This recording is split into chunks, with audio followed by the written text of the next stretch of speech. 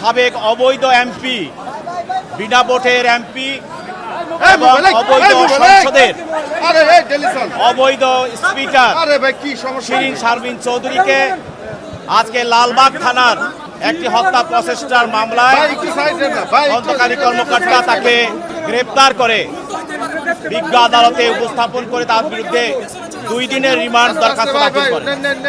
আজকে সাবেক speaker doctor Shirin Sharmin Chowdhury, supreme কোর্টের অ্যাডভোকেট, ওনাকে অ্যারেস্ট করা হয়েছে। একটা মামলায় লালবাগ থানার অ্যারেস্ট দেখিয়েছে। এই মামলাটা 326 ধারায় এই একটাই অজামিনযোগ্য সেকশন আছে। আমরা ওনার পক্ষে আজকে কোর্টে সাবমিশন রেখেছি। ওনার জামিন চেয়েছি। ওনার বিপক্ষে যে রিমান্ড চেয়ে যে অ্যাপ্লিকেশন দিয়েছে প্রসিকিউশন টিম, সেটার ক্যান্সেলেশন চেয়েছি এবং ওনার ডিভিশন সুবিধা যাতে দেওয়া হয় সেটার আবেদন কোর্টকে জানিয়েছি। বিজ্ঞ আদালতে আমরা বলেছি যে সংবিধানের 74 ধারা মূলে উনি যখনই স্পিকার হিসেবে শপথ নিয়েছেন, ওনার সমস্ত রাজনৈতিক সম্পৃক্ততা অফ হয়ে গিয়েছে। উনি একজন নিরপেক্ষ ব্যক্তি ছিলেন।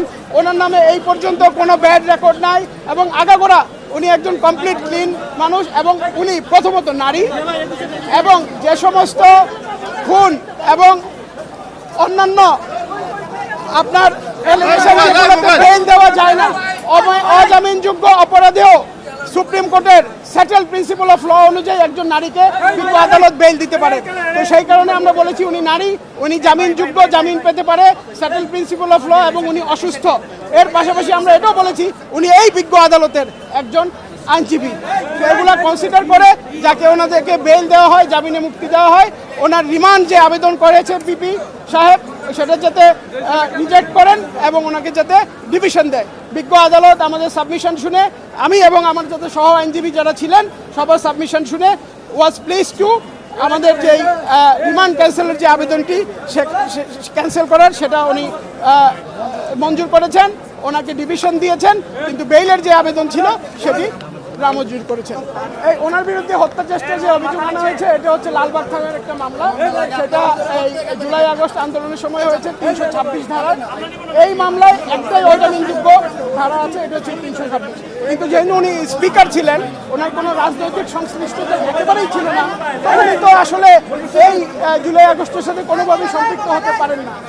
এটা আমরা আদালতকে বলেছি। আজকে ফ্যাসিস্ট হাসিনার অন্যতম একজন এবং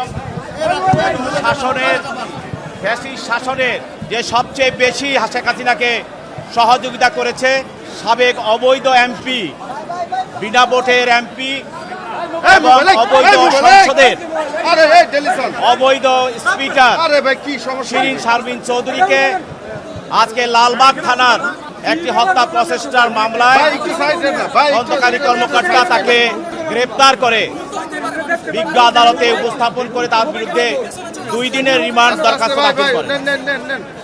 তদন্তকারী কর্মকর্তা আদালতকে বলেন, এই শিরিন শারমিন চৌধুরী ফ্যাসিস্ট হাসিনার একজন অন্যতম সহযোগী।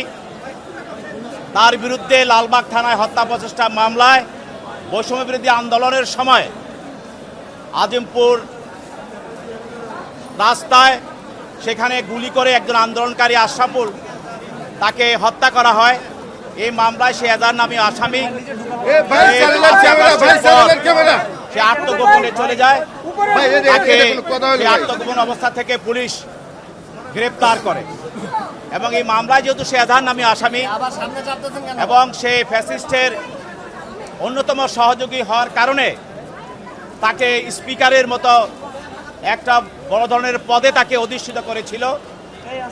তার কাছে বৈষম্যবিরোধী ছাত্র আন্দোলনে যে আমাদের 1500 আমাদের ছাত্র জনতাকে হত্যা করা হয়েছে এবং 20,000 নেতা কর্মীকে চোখ, হাত, পা অঙ্গহানি করে তাদেরকে আহত করা হয়েছে। এই সব ঘটনার সঙ্গে, এইসব পরিকল্পনার সঙ্গে এবং গণভবন সহ বিভিন্ন জায়গায় যে পরিকল্পনাগুলো করা হয়েছিল এটার সঙ্গে এই শিরিন শারমিন চৌধুরী জড়িত। অতএব এই মামলায় তাকে রিমান্ডে দেওয়া হোক, তাকে আমরা তদন্ত করে তাকে আমরা জিজ্ঞাসাবাদ করব এবং বিষয়টা আমরা খতিয়ে নেব। এই কারণে তাকে রিমান্ড চাওয়া হয়। উভয় পক্ষের বক্তব্য শোনার পর বিজ্ঞ আদালত তার রিমান্ড আবেদনটা নামঞ্জুর করে এবং তাকে রিমান্ডে না দিয়ে এবং তার যে জামিন চাওয়া হয়েছিল তার আইনজীবীরা সেখানে বক্তব্য রাখেন, তাদের জামিন দরখাস্ত তারা শুনানি করেন এবং তাদের জামিন দরখাস্ত নামঞ্জুর করেন এবং রিমান্ড দরখাস্তটাও সরকার পক্ষে যে রিমান্ড দরখাস্ত সেটাও নামঞ্জুর করা হয় এবং তাকে CW মূলে জেল হাজতে প্রেরণ করা হয়। আপনি জানেন যে বৈষম্যবিরোধী আন্দোলনের সময় এই ঘটনার সঙ্গে পরিকল্পনাকারী রয়েছে, ষড়যন্ত্রকারী রয়েছে, আর্থিকভাবে সহায়তাকারী রয়েছে এবং যারা প্রত্যক্ষভাবে তারা অংশগ্রহণ করেছে সবাই একই হত্যা, ষড়যন্ত্র, পরিকল্পনা, অর্থ সহায়তা সরাসরি তারা অংশগ্রহণকারী প্রত্যেকেই এই অভিযোগে অভিযুক্ত। অতএব শিরীন শারমিন চৌধুরী সে পরিকল্পনা এবং ষড়যন্ত্রের সঙ্গে সম্পূর্ণভাবে সে জড়িত এবং আজকে যে মামলা, এই মামলার যে ঘটনার সঙ্গে সে জড়িত মর্মে তদন্তকারী কর্মকর্তা আজকের এই মামলায় তিনি ব্যক্ত করেছেন।